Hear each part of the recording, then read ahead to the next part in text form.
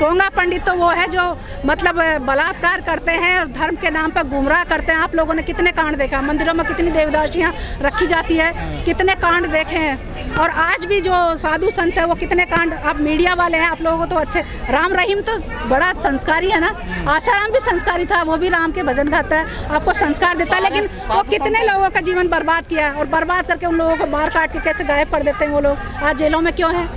राम रहीम कैसे छूट गया, क्यों जेल में गया था? ये संस्कारी लोग ही तो हैं जो पूरे समाज को अफीम चटाकर खुद उनको शोषण कर रहे हैं और ये राजनेता उनको पाल कर रखते हैं ताकि उनका वोट बैंक तैयार रहे हमेशा। हिंदू अफीम खा के हमेशा हर त्योहार मनाता है, लेकिन आदिवासी हमेशा जागता रहता है। वो हड्डियाँ आंडी पीता है लेकिन हमेशा जागृत रहता है, वो कभी नशे में नहीं रहता। आपने कभी नहीं देखा होगा। वो राजनीति हो रही है सत्ता पाने के लिए और हिंसा फैलाने के लिए। बाकी राम तो पहले भी थे, उसी राम को पनाह देने वाले ये आदिवासी हैं। जब आपके राम को उनके बाप दादाओं ने घर से निकाल दिया था तो इन्हीं लोगों ने पनाह दी थी, इन्हीं के जंगलों में जाके वो बसे थे। उसी शबरी ने उनको बेर खिलाकर बचाया था, भूखे राम को बेर खिलाकर बचाया था। सोचे तो दादी कौन हुआ?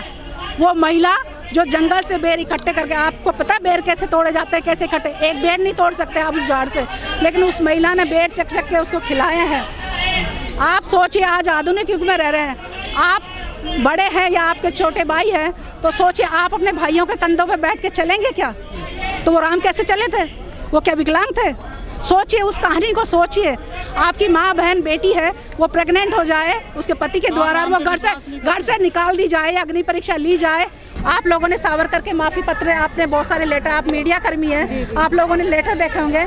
और जो अंडमान निकोबार की जो जेल है, उस जेल का नाम सावरकर जेल कैसे हो गया? सोचिए, वो तो कैदी था, वो कैदी था, उस जेल का नाम सावरकर जेल कैसे? उसमें तो बहुत सारे कैदी थे, तो उन सब के नाम कहाँ गए? और मैंने देखा उस जेल में जितने भी कैदी थे उनका बाहर एक पार्क बना रखा, उन सबको बेड़ियों में जकड़ रखा, लेकिन सावरकर बिल्कुल आराम से अपनी छतरी लेके ऐसे खड़े हुए हैं। तो क्या अंग्रेजों ने उनकी स्वागत के लिए वहाँ बुलाया था या इस तरीके से रखा था? जो स्टैचू जो इस तरीके से बना, तो ये देश वो लोग चला रहे हैं जिन्होंने देश की आज़ादी में कोई बलिदान या संघर्ष नहीं किया था। जब आपको मुफ्त में मिल जाता है तो आप तोड़ फोड़ में लगे रहते हैं। 2014 से पहले हिंदू कभी खतरे में नहीं था, लेकिन 2014 से लेकर अब तक हिंदू खतरे में है। क्यों? और हिंदू मुस्लिम दंगे क्यों होते हैं? क्यों होते हैं? अभी जो जयंतियाँ मनाई गई है, कितने पूरे देश भर में दंगे हुए, तो क्या ऐसी जयंतियाँ मनाना वाजिब है? गाय के नाम पे, गोबर के नाम पे, भावनाओं के नाम पे कितने लोगों को सरेआम मारा गया। 2014 से पहले कभी कोई कांड देखा आप लोगों ने ऐसा? आप तो मीडिया कर्मी हैं, आप तो रूबरू हुआ, आप तो जाके वहाँ रिपोर्टिंग करते हैं एट स्पॉट पे, तो आप लोगों से बेहतर कौन जा सकता है? जितने अपराध हो रहे हैं आप लोगों ने देखा। कोरोना के बाद 2 साल पहले दिल्ली में दंगे हुए थे, उज्ज्वला गैस सिलेंडर लगा लगा के दिल्ली को उड़ाया गया था, तब ये मोदी जी कहाँ चले गए थे, ये प्रशासन कहाँ चला गया था? मैं यही कहना चाहूँगी, आप चाहे किसी भी धर्म, किसी भी जाति, किसी भी कौम के हों, ये राष्ट्र हम सबका है और सभी धर्मों को समान जो मौलिक अधिकार मिले हुए हैं, जो समान स्वतंत्रता मिली है, वो संविधान ने सबको दी है।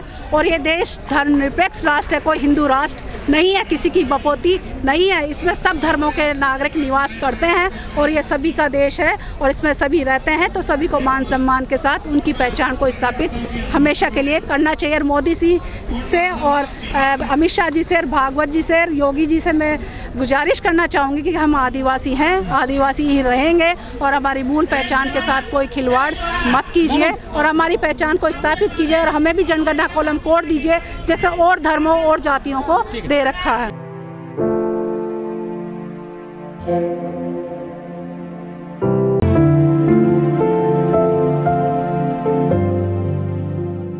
जैसे हिंदू, मुस्लिम, सिख, ईसाई, जैन, बौद्ध सबके पास अपना जनगणना कॉलम है, लेकिन हमारे पास कोई जनगणना कॉलम नहीं है। आप लोगों ने अभी तक फॉर्म भरे हैं स्कूल में, कॉलेज में या सर्विस का फॉर्म, तो फॉर्म भरने के साथ आपकी पूरी आइडेंटिटी उसमें ली जाती है, उसके साथ आपका रिलीजन पूछा जाता है। तो आपने कभी आदिवासी कॉलम देखा उसमें? नहीं देखा ना। तो यही सबसे बड़ी पार्शलिटी हम आदिवासियों के साथ हुई है कि इस देश के मूल मालिकों के वंशज होते हुए भी हमारी आइडेंटिटी को हमसे छीना गया है, जबकि ब्रिटिश गवर्नमेंट ने हमारी आइडेंटिटी को वैसे ही स्थापित कर रखा था जो सब धर्मों से बिल्कुल अलग था। न वो आदिवासी जो जल जंगल जमीन या प्रकृति के साथ अपने जीवन को जीता है और वास्तविक चीज़ों में विश्वास करता है, वो काल्पनिक दुनिया से दूर होता है और मानवीय संबंधों में विश्वास करता है। वो सामूहिकता, स्वनिर्भरता, सहृदयता और सबको साथ लेने की परंपरा के साथ जीता है।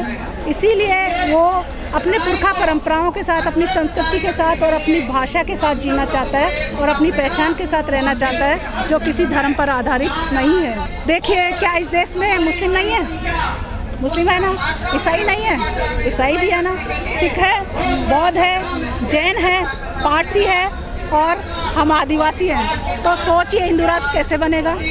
क्या किसी एक कौम का कोई राष्ट्र बन सकता है? नेपाल बना है हिंदू राष्ट्र क्योंकि वहाँ हिंदू आबादी बहुत ज़्यादा है। आपको पता होना चाहिए, हिंदू और मुस्लिम के बाद तीसरी बड़ी आबादी हम आदिवासियों की है। तो ये आदिवासी राष्ट्र था, है और आदिवासी राष्ट्र रहेगा।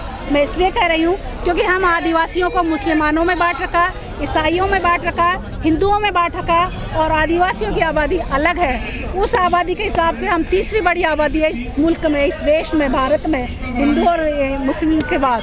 तो सोचिए, जब ईसाई धर्म के आदिवासी या मुस्लिम धर्म के आदिवासी या हिंदू धर्म के आदिवासी एकजुट हो जाएंगे तो पहली आबादी होगी आदिवासियों की। इसीलिए मोदी जी और आरएसएस डरे हुए हैं। वो बार बार में क्यों कहते हैं हिंदू राष्ट्र, हिंदू राष्ट्र? क्या उनको नहीं पता संविधान में हिंदू, मुस्लिम, सिख, ईसाई, जैन, बौद्ध 6 धर्मों को कॉलम कोड मिला हुआ है और इनकी सबकी जनगणना हो रही है। आप लोगों ने अब बचपन से लेकर अब तक देखा, आपके माता पिता, दादा दादी सबसे पूछिए कि इस देश में कितने धर्म रहते हैं। और हम कोई गणतंत्र दिवस की परेड नहीं है, उस परेड में जब आप देखते हो, कौन से रंग देखते हो आप? वो आदिवासियत के रंग होते हैं, वो पूरे देश भर के आदिवासियों के रंग होते हैं और वो जीवंत लोग हैं जो इस धरती, इस जंगल ज़मीन के लिए हमेशा से संघर्ष करते रहे। 1857 के संग्राम से पहले 250 साल पहले से वो संघर्ष करते रहे हैं और आज भी संघर्ष कर रहे हैं। आपने बेलाडीला कांड देखा है, आपने डुमारी पहाड़ कांड देखा है, अभी स्टैचू ऑफ लिबर्टी का जो मैंने उदाहरण दिया है, कितने आदिवासियों को विस्थापित किया गया। जितने भी प्रोजेक्ट बनते हैं, जितनी भी सेंचुरियाँ बनती है, जितने भी बड़े बड़े औद्योगिक कल कारखाने आदिवासी क्षेत्रों में ही बनते हैं और आदिवासियों की तबाही पे ही बनाए जाते हैं। क्यों? ताकि उनको बर्बाद किया जाए, उनका विस्थापन किया जाए, उनकी भाषा, संस्कृति, उनके साहित्य से उनको दूर किया जाए। कभी मोदी जी ने कहा है कि आदिवासियों ने इतना बलिदान दिया है तो उनके लिए कुछ किया जाना चाहिए? इतने बड़े बड़े स्टैचू लगा रखे हैं। मैंने उदाहरण दिया, शंकराचार्य का दिया, हनुमान जी का दिया, राम जी का दिया। उन्होंने देश की आज़ादी में कोई योगदान दिया था क्या? या कोई योगदान रहा है किसी भी प्रकार का? आप खुद अपने दिल पे हाथ रख के देखिए कि ऐसे स्टैचू का कोई योगदान सीमा पे रहा, सीमा के अंदर रहा, बीमारियों में रहा, रोजगार में रहा है या शिक्षा में रहा है या स्वास्थ्य के लिए रहा है। तो मैं सलूट करूंगी उनको कि वो ऐसी चीजें मना रहे हैं ताकि जनता को प्रेरणा मिले। लेकिन मैडम, आप कैसे लड़ पाएंगे? आपको तो नक्सली घोषित कर दिया सरकार ने और मीडिया ने। देखिए, घोषित करने से कुछ नहीं होगा।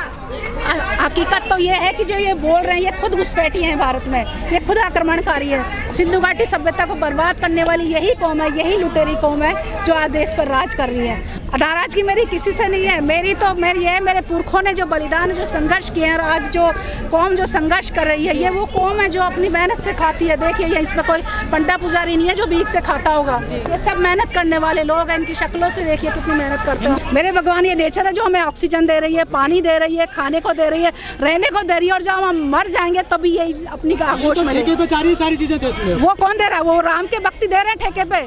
ठेके पे देने वाले ठेकेदार कौन है? वो राम भक्ति है जो राम भक्ति और राष्ट्रभक्ति के नाम पे पूरे देश को बेच चुके हैं। बैंक बेच चुके, रेलवे बेच चुके, सारे शिक्षण संस्थान बेच चुके और अब तो आधुनिक शिक्षा नीति जो ला रहे हैं उसमें ये शिक्षा नीति भी बिक गई है। 60% प्राइवेट जाएगी और 40% ये मीडिया के थ्रू होगी। तो सोचिए कितने लोग ले पाएंगे उस एजुकेशन को। आपको पता है जनरल रावत कैसे मारा गया? उस पर सवाल कीजिए, कौन है देशद्रोही, कौन है उसको मारने वाला? ऐसा आधुनिक तकनीकी से लेस विमान को उसको परिवार सहित उड़ा दिया गया। उस बंदे पे आप सवाल नहीं करेंगे, लेकिन जो अपने जल जंगल जमीन के लिए संघर्ष कर रहा है या उसके लिए बलिदान कर रहा है, उसको आप नक्सली का टैग देंगे? तो देशभक्त कौन हुआ फिर? आपके घर में घुस के आपको मार रहे हैं क्या वो? या आपका धर्म परिवर्तन करवा रहे हैं, या आपको गंडे ताबीज़ बांध रहे हैं, आपको कह रहे हैं कि आप आओ यहाँ चरण स्पर्श करो या इनके ढोग लगाओ, कुछ करो। आदिवासी आपको कभी कुछ बोलता है? तो आप लोगों को भी नहीं बोलना चाहिए और आपको उनकी मतलब जो मजबूरी है या उनकी जो ज़रूरत है उन सब पे आप सबको ध्यान देना चाहिए और हर कौम को उनके मान सम्मान के साथ इस देश में रहने का हक अधिकार मिलना चाहिए। नहीं तो नहीं मिलेगा। तो आदिवासियों ने आज़ादी से पहले भी संघर्ष किए हैं और आज भी संघर्ष कर रही है और भविष्य में भी करती रहेगी। सरकार कहती है कि आदिवासी विकास नहीं करने देते क्षेत्रों में अपने आप। ये सरकार बहुत बेवकूफ़ और भोंडी और विकलांग और दिव्यांग सरकार है। ये कहती कुछ और है, करती कुछ और है। ये स्टैचू ऑफ लिबर्टी आदिवासियों के विकास के लिए है। आदिवासियों का विस्थापन किया गया ना, हजारों लाखों आदिवासी विस्थापित किए। अब वहाँ रिसोर्ट बना गए हैं ताकि अडानी अंबानी या बड़े बिजनेसमैन को वहाँ दिए जाए ताकि वो वहाँ पर व्यापार कर सके। वहाँ एक ट्राइबल विलेज बनाया गया है, लेकिन वहाँ ट्राइबल को रहने नहीं दिया जाएगा। आप जैसे मीडिया वाले या बड़े बड़े जो नौकरशाह है या पैसे वाले लोग हैं, वह अपने मनोरंजन के लिए वहाँ जाएंगे और रहेंगे, और आदिवासियों को वहाँ से बेदखल किया गया। तो सोचो उनके क्या हालात होंगे, कहाँ गए होंगे, कैसे जी रहे होंगे। तो सोचिए क्यों ऐसे हालात है आदिवासियों के साथ, और कौम के साथ तो नहीं है, ये साधु संतों के साथ तो नहीं है। आप अफीम खिला कर इनको भेज रहे हो। अभी कल ही मैंने अपनी कॉलोनी में देखा, 2 ऑटो आए और उसमें से मैं सोचा किसी का गेस्ट आए होंगे, देखा तो 11 साधु निकले 2 ऑटो में। दिल्ली में अलाउ नहीं है 3 लोगों से ज़्यादा बैठना, लेकिन 11 लोग निकले। 11 लोग निकल के वहाँ वही राम भक्ति करने लगे, घर घर घर जबरदस्ती पैसा ले रहे हैं। तो क्या यही राम भक्ति है? यही सभ्यता है शहरों की? आदिवासी इलाके में संघ की शाखाएं लग रही है बड़े पैमाने पर। ये आदिवासी एरियो में नहीं, ये सब जगह है, शहरों में भी है, शिक्षण संस्थानों में भी है, राजनीति में भी है। और आप मीडिया वाले तो बहुत अच्छे से बखूबी जानते हैं, क्योंकि मीडिया भी बिक चुका है। वो उन्हीं की बात बताता है। अगर हकीकत बताए ना तो इतने कांड होए ही नहीं। अगर सच बताएं तो हम जंतर मंतर पे आके हम धरने नहीं करते। आज जो हम कॉलम कोड की बात कर रहे हैं वो आप लोगों को करनी चाहिए कि हमें मिला हुआ है हर फॉर्म भरने के लिए, तो सबको मिलना चाहिए। ये प्रोग्राम कॉलम कोड के लिए है, तो कॉलम कोड मिलेगा तो कोई नक्सली नहीं होगा, सब आदिवासी होंगे।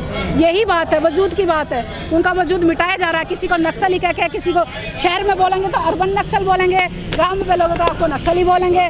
और बाकी लड़ाई ये है कि धर्म से क्या दिक्कत है? अगर हिंदू धर्म ने आपको, मुझे किसी भी धर्म से कोई दिक्कत नहीं है, लेकिन किसी और धर्म को भी किसी और धर्म से दिक्कत नहीं होनी चाहिए। जबरदस्ती किसी को थोपना नहीं चाहिए। कोई गाय खाता है तो उसको गाय खाने दीजिए। आप गाय को पूछते हैं या माता मानते हैं तो आप माता मानिए। अगर आप माता मानते हैं तो इतने जो गौशाला केंद्र में इतनी मर जाती है आपकी माताएं, तो आप उनको देखने को तो नहीं जाते हो? वो बताए ना, या ईसाई के साथ है तो ईसाई में, या मुस्लिम में, या फिर हिंदू में। ये 3 कौम मिक्स कर रखा है, अलग से नहीं है। इसीलिए मैं कह रही हूँ पहली कौम आदिवासी है और रहेगी हमेशा। सबको आरक्षण नहीं दिया है। आरक्षण एसटी के रूप में जो दर्ज है संविधान में उन्हीं को है। बाकी देश भर में बहुत आदिवासी, नॉर्थ ईस्ट में आदिवासियों का आदिवासी एसटी में नहीं आते, सारे नहीं आते। यह मीडिया वालों को पता होना चाहिए ना। आप मीडिया में हैं, आपको जनरल नॉलेज तो होनी चाहिए ना। किसी नहीं कहा जाता सारे जितने भी आदिवासी वो एसटी होते। कौन कहता है? आज तक तो यही कहा जा रहा है। किसने कहा है? सारी सरकारें यही कह रही हैं। वो मूर्ख है या बहुत चालाक और धूर्त लोग हैं। मैं कहती हूँ देश भर में हजारों आदिवासी समाज, समुदाय, कबीले हैं जो एसटी में दर्ज नहीं है। एसटी में सिर्फ 705 आदिवासी समुदाय कबीले दर्ज है। उन्हें तो मिल रहा है ना रिजर्वेशन। उनको कहा, ये तो खाए जा रहे हैं ना। अब ये गरीब अमीर, गरीब जो स्वर्ण वाले 10% उनको कर दिए, और अभी तक तो एजुकेशन नहीं पहुंची आदिवासियों तक। तो आरक्षण कहाँ तक पहुंचेगा? आदिवासी जनरल में भी हैं या पिछड़ों में भी हैं क्या? सब जगह है। वो हर स्टेट के हिसाब से उनको एससी में भी डाल सकता है, डाल रखा है, ओबीसी में भी डाल रखा है, पिछड़ों में भी डाल रखा है, किसी में भी नहीं डाल रखा। और आप आसाम में जाओगे तो झारखंड में करना चाहिए। हमारी तो सिर्फ ये मांग है कि अभी कॉलम कोड दे दे ताकि हमारी पहचान को स्थायी किया जा सके। जैसे हिंदू सुरक्षित है अपनी पहचान के साथ, मुस्लिम है, ईसाई है, जैन है, बौद्ध, उनका कॉलम कोड मिला हुआ है, वैसे आदिवासियों को भी जनगणना कॉलम कोड मिलना चाहिए।